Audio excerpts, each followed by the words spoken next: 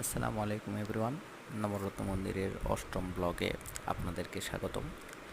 ইতোমধ্যে আপনারা জেনেছেন নবরত্ন মন্দিরটি বাংলাদেশের সবচেয়ে বড় নবরত্ন মন্দির। এটা সিরাজগঞ্জের হাটিকুমরুলে অবস্থিত।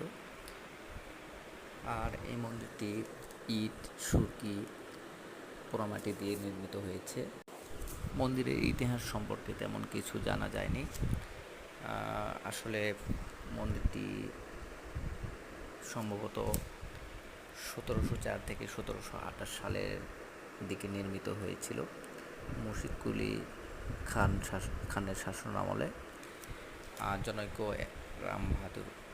রাম বাহাদুরি নামের এক তফসিলদার এটি নির্মাণ করেছেন।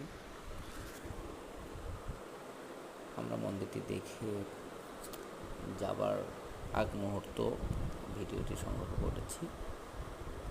আসলে এই ঘরটি কী কাজে ব্যবহার করা হয়েছে তা আমরা জানি না। ঘরের পিছনের দিকে গিয়ে দেখি একটা ফলক, কিন্তু ফলকে কোনো কিছু লেখা ভালো মতো স্পষ্ট বুঝতে পারলাম না। সম্ভবত এই ঘরে